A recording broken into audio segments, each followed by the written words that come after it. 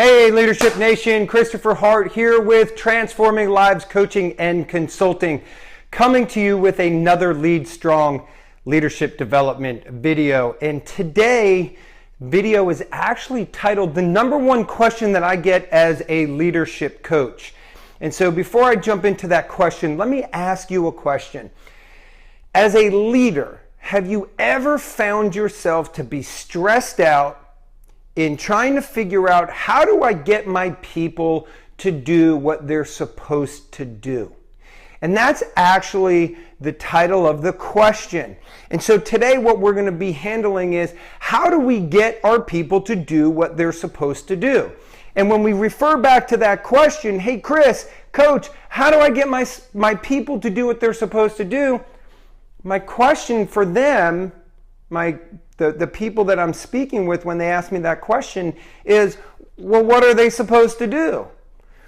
And whether I'm leading or I'm coaching a leader in a real estate team or a sales team or an organization, a department, well, they're supposed to do X, Y, and Z.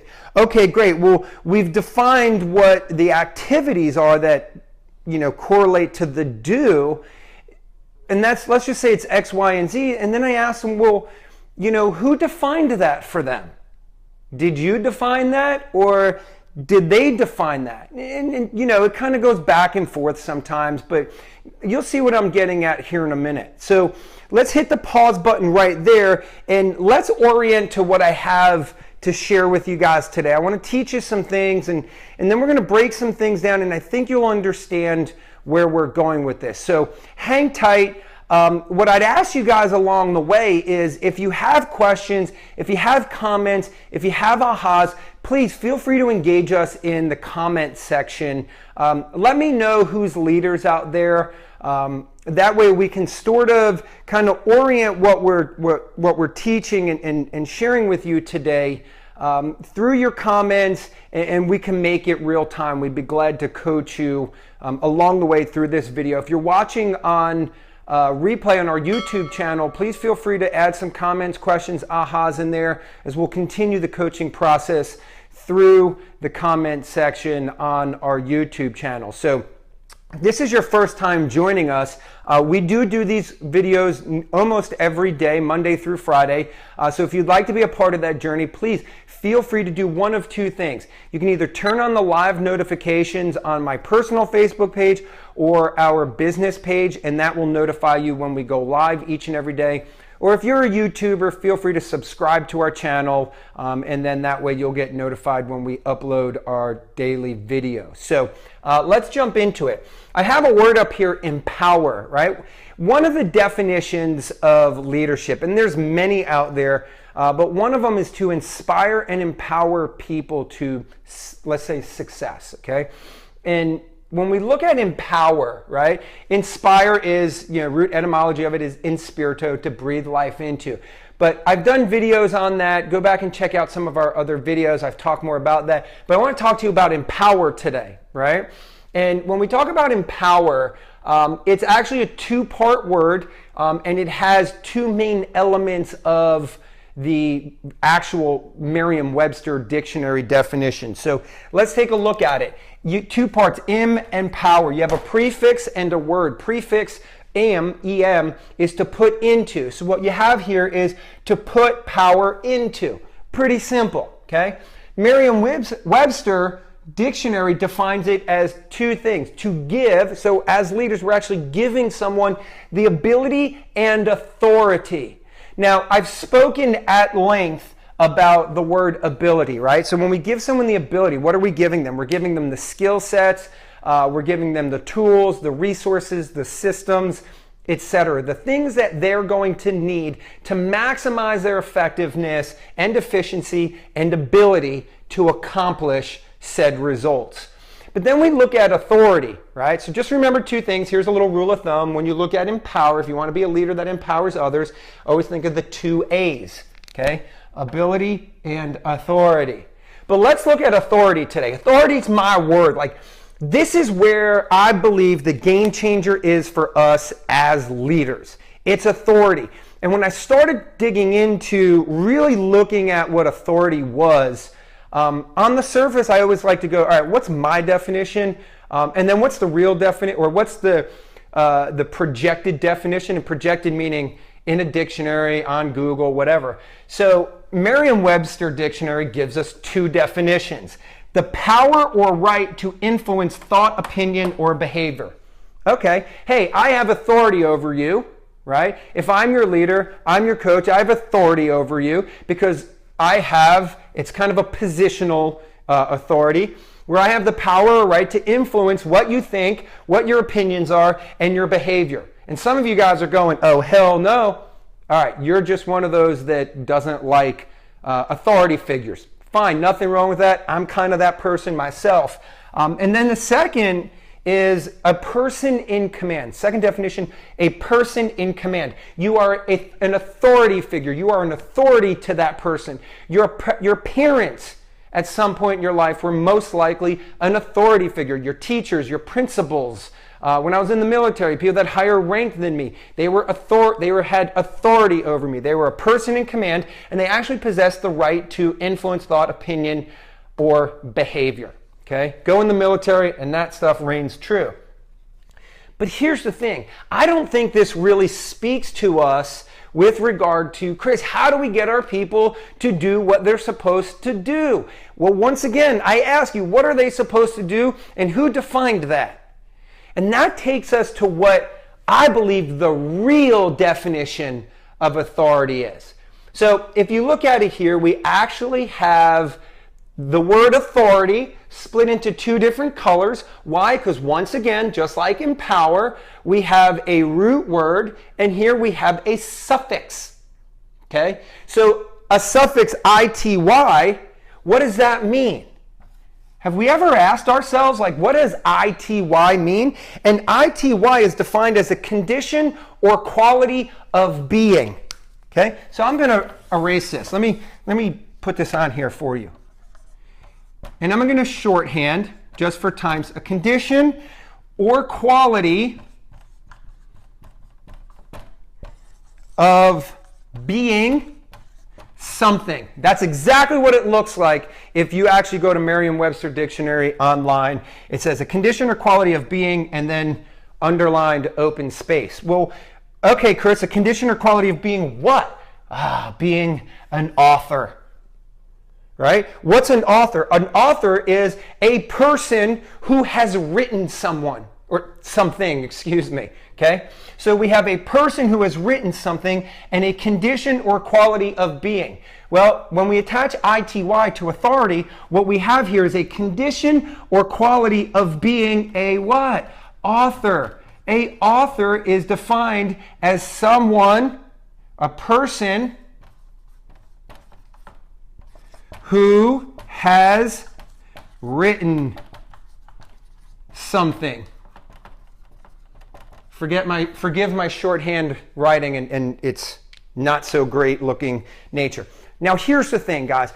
When we look at authors, today's day and age, man, like, go on the internet, everybody's a freaking author today. Anyone can write anything. They put it on Amazon and, they play the game. They get all their friends to buy the book and give them opinions, and all of a sudden they're an Amazon bestseller, New York Times bestseller, and then they promote that. So we all know, and that's not to take anything away from authors. Some really great authors out there. But we all know an author. And what typically happens with an author, they have this experience in life and then they write about it. They've succeeded in something and then they write about it. They've created a model of success and then they write about it. You see, the interesting part is most authors today are writing after the fact. And where I think we can be leaders to help people, to help ourselves, empower our people, to give them the ability and authority, is we help them write the condition or quality of being someone who writes the life that they want to live. See, when we go back to the question, hey Chris, hey coach, how do I get my people to do what they're supposed to do? Well, you get them plugged in what doing does for them.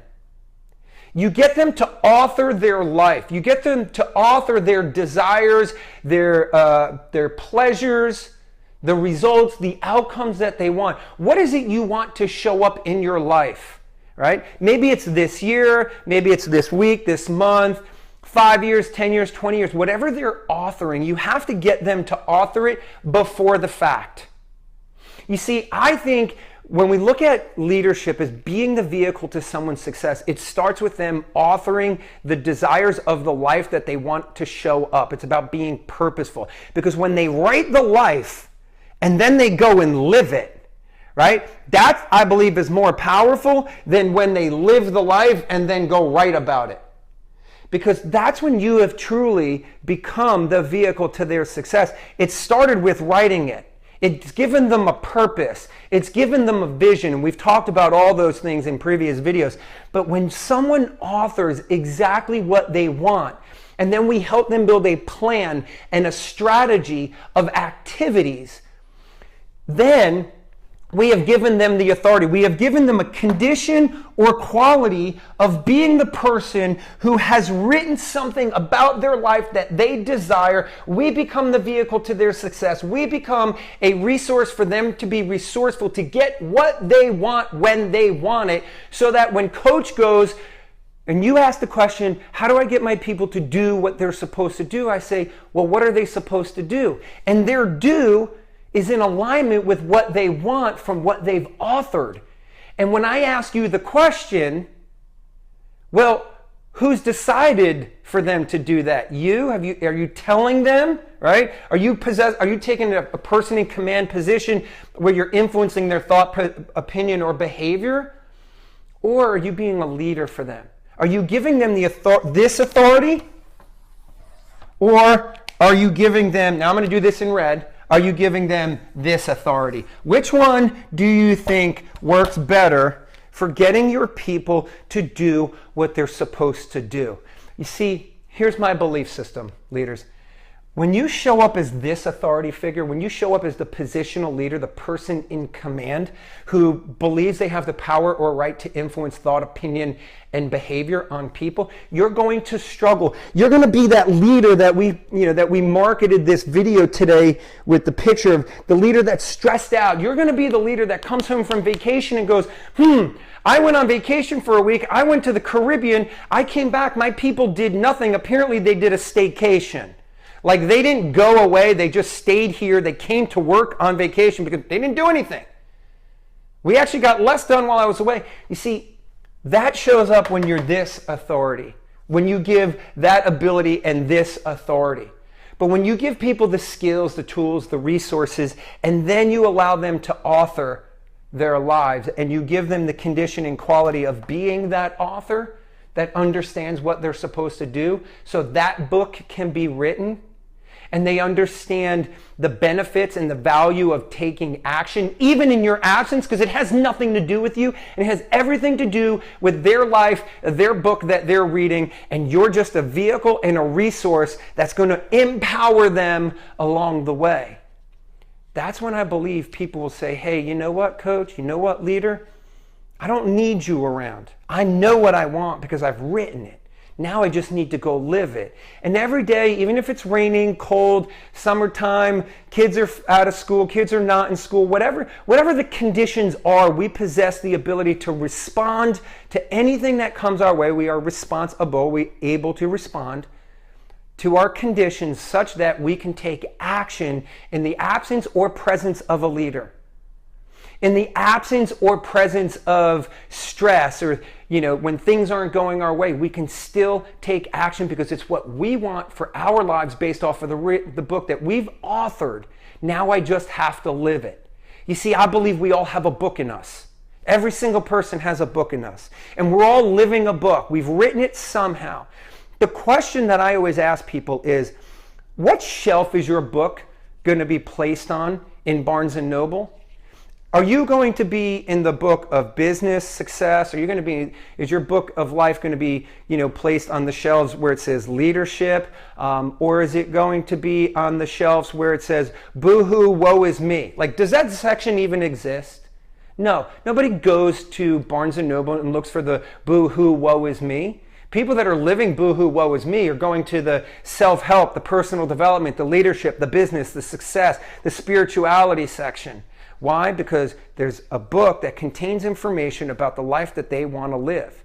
And the thing is, you can be that person too. When you start here, you write your book, right? You be the leader who helps people write their book, lives it out, and then they can be a best-selling author. They can play the game of Amazon and New York Times bestseller, and then they can be famous, and then they can market all over social media, and the world will be a wonderful place. But leaders, here's what I challenge you with today. What do you need to do to empower others by giving them the ability and the authority? What authority do you want to give your people? Do you want to give them the person in command positional authority? Do as I say, think as I say, and here are your opinions along the way. Tell me how that works out for you. Or do you want to be the person that influences people to take action in spite of you, but because of you? Because they have authored their life. They have written something about what they want. And no matter what happens around them, they're still willing to take action because it's about them. And it's with you along the way. Hey, I hope this has brought value to you. If you have any questions, comments, ahas, love to hear them in the comment section. Now, if you like this video, give us some thumbs up. If you're on YouTube watching this, hopefully you'd like the video. And here's the thing, guys. This is a mission, not a commission for us. Okay? I'm going to ask you, share this with someone because there's other leaders out there that need to hear this. This is a mission for us to change the world one mind at a time. And this is just one of the strategies that we use to deliver massive value to the world, knowing that somehow it's going to come back. And if nothing else, one day I get to hear, good job, good and faithful servant. Help me serve you and others in this world by making this world a better place. Share this video with someone and allow us the opportunity to continue to pour into you, either every day through these videos or while you're watching them in the comments. I thank you very much for joining us. Remember one thing, God loves you, so do I. Lead strong and have a blessed rest of your day. Thank you for joining me.